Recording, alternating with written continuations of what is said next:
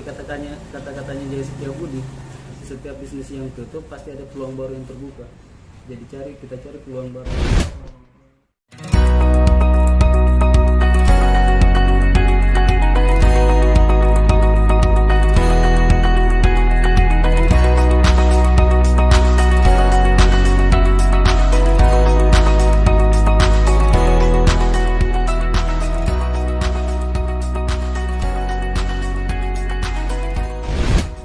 Assalamualaikum warahmatullahi wabarakatuh. Nama saya Laude Muhammad Mardan, umur 29 tahun. Saya pemilik atau owner dari Warkop OP Kendari dan produk Ojamer si Jahe Merah. Awal memulai usaha itu di tahun 2017. Waktu itu saya masih berstatus mahasiswa di Amik Catur Sakti Kendari. Namun merasa sudah bosan dengan perkuliahan, akhirnya saya memutuskan untuk membuka usaha sendiri walaupun dengan modal pinjaman. Kebiasaan saya semasa kuliah itu sering nongkrong di warkop, bahkan biasanya nongkrong di warkop itu sampai warkopnya tutup. Jadi ketika sudah lepas kuliah, usaha yang terpikirkan saya itu ya cuman warkop itu. Walaupun mungkin ya sebelumnya waktu semasa kuliah saya sudah mencoba beberapa usaha. Di antaranya itu servis laptop, servis HP, juga pernah juga buka laundry. Walaupun semuanya gagal, bukan dibilang gagal, tapi itu semacam proses lah. Itu memulainya dari pinjaman KUR BRI 25 juta. Nah, dari pinjaman itu buka warkop kecil-kecilan sekaligus fotokopi, bukan fotokopi, print.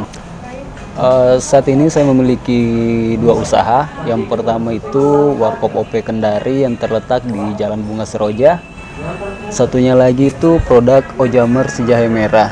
Alhamdulillah sekarang sudah masuk di swalayan-swalayan besar di kota Kendari, termasuk juga beberapa apotik dan ada beberapa reseller baik di kota Kendari maupun di kabupaten-kabupaten yang ada di Sulawesi Tenggara ini.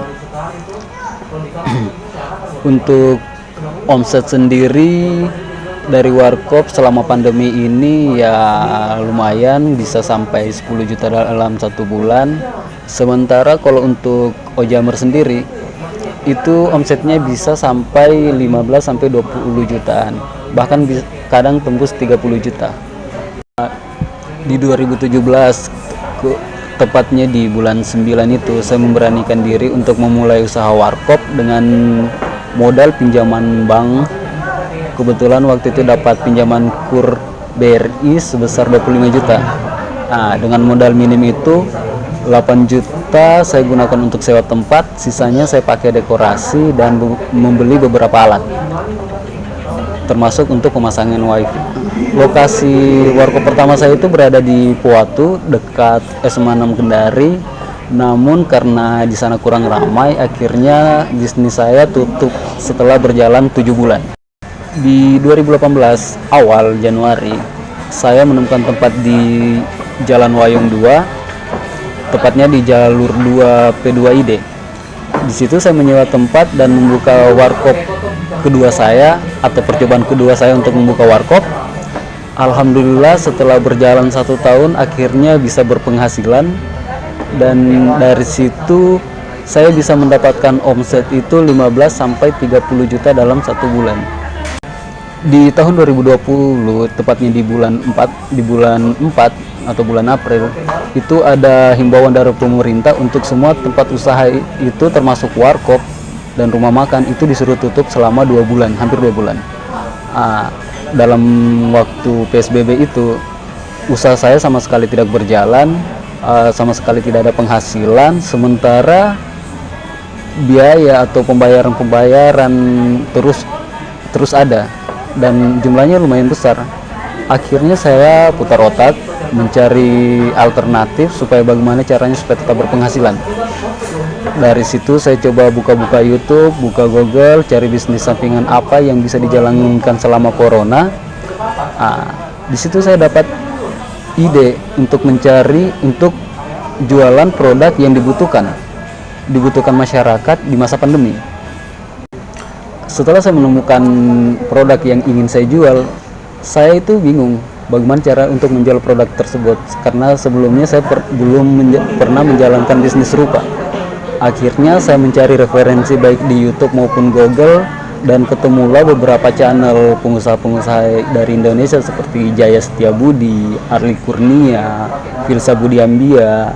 Dari channel-channel mereka lah saya belajar, sampai-sampai saya membeli buku Jaya Setiabudi yang judulnya itu Buka Langsung Laris. Nah, dari buku Buka Langsung Laris ini saya menerapkan proses penjualan, baik itu dari proses penamaan, strategi pemasaran, terus untuk menentukan target pasar. Di situ semuanya saya belajar. Setelah belajar sekitar hampir sebulan, saya memberanikan diri untuk terjun langsung ke luar, mengendarai sepeda motor untuk mengunjungi satu-satu setiap warung kopi yang masih buka di pinggir jalan, termasuk beberapa swalayan waktu itu. Namun pada saat itu ketika masuk di swalayan, saya terkendala di perizinan karena waktu itu kan masih awal. Salah satu swalayan yang menolak saya waktu itu, terus di dan ada beberapa swalayan juga. Dan lagi pula kan waktu itu kemasannya masih sangat sederhana.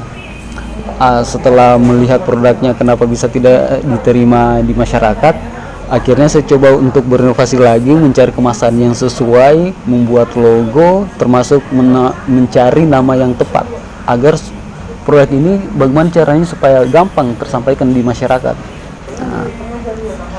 Tepatnya di bulan 7 itu saya membuat brand yang namanya Ojamer. Di awal itu perizinannya belum lengkap, tapi saya sudah jualan ke masyarakat, termasuk merekrut beberapa reseller di Kota Kendari.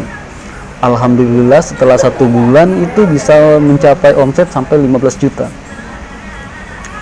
Di bulan berikutnya saya bisa mencapai omset waktu itu karena masih euforia pandemi itu masih tinggi, ketakutan masyarakat terhadap COVID itu masih tinggi. Itu bahkan saya bisa menghabiskan sampai 300 kilo dalam 1 bulan. Itu omsetnya bisa sampai 30 jutaan, lebih malah. Setelah produk saya dikenal di masyarakat, saya mulai perlahan mengurus perizinannya, termasuk NIB, SIU, PIRT, sama MUI, dan alhamdulillah sekarang izinnya sudah lengkap. Pada saat memulai bisnis Ojamer ini, semuanya ini saya pikirkan sendiri, termasuk untuk kemasan, desain logo dan kemasannya ini saya lakukan sendiri. Inspirasinya itu dari buku Jaya Setiabudi, Buka Langsung Laris, mulai dari penamaan, penentuan logo, terus warna kemasan dan warna logo, itu saya pikirkan dengan referensi buku tersebut. Alhamdulillah setelah jadinya seperti ini. Ketika saya perlihatkan di masyarakat, respon masyarakat bagus, bahkan ada beberapa reseller yang mau jadi reseller hanya karena melihat kemasannya saja. Ketika mereka lihat kemasannya, mereka yakin produk ini bisa dijual di masyarakat, dan itu menjadi salah satu penyemangat saya juga. Ketika ada pujian seperti itu, akhirnya dimulai dari 1 reseller, 2 reseller, bahkan pernah tembus sampai 20 lebih reseller. Akhirnya produk ini sampai ke tangan masyarakat. Untuk pembelian sendiri, untuk pengiriman Ojamer ini, saya sudah pernah mengirim ke Timika, Surabaya, Bekasi, bahkan di Kalimantan. Setelah sebelumnya saya ditolak di beberapa swalayan dan beberapa toko, akhirnya setelah desain kemasannya sudah seperti ini, itu terus saya mengurus perizinannya. Saya coba masuk kembali ke toko-toko tersebut dan swalayan itu.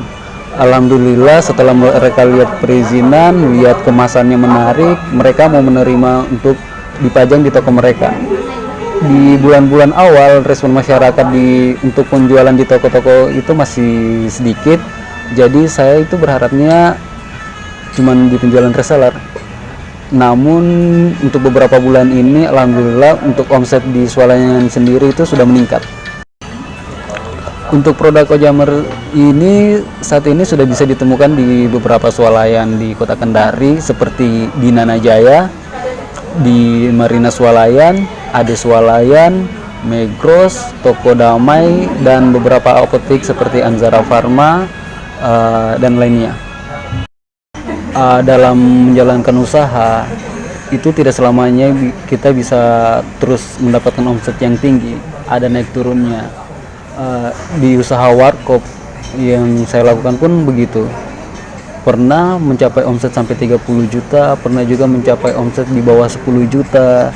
Pokoknya dinamikanya itu selalu ada. Namun di situ kita dituntut bagaimana caranya kita untuk berinovasi agar bisa menciptakan pelanggan-pelanggan loyal, atau ini pelanggan itu bisa datang berulang-ulang.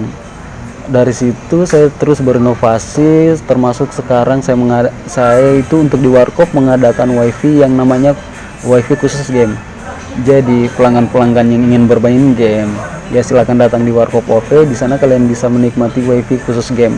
Adapun yang ingin mendownload atau streaming, mereka bisa gunakan wifi lainnya.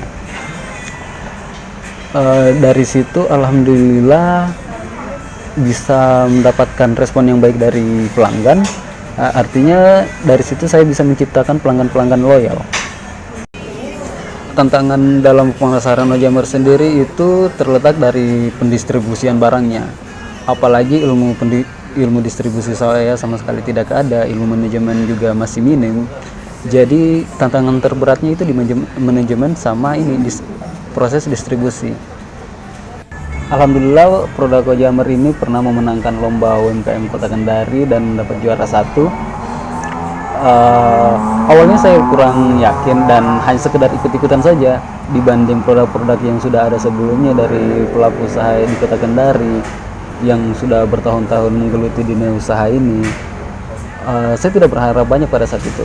Setidaknya produk saya bisa ikut lomba, terus dengan ikutnya lomba itu bisa lebih dikenal lagi oleh masyarakat Kota Kendari tanpa tujuan untuk menang sama sekali. Tapi pada saat pengumuman juara, saya kaget tiba-tiba nama saya dipanggil dan ternyata Ojammer mendapatkan juara 1 pada saat itu. Lomba ini diadakan oleh pemerintah Kota Kendari, tepatnya di acara Kendari Preneur. Pada saat itu diikuti oleh pengusaha-pengusaha produk yang memiliki brand di Kota Kendari. Dan alhamdulillah kita bisa dapat juara 1.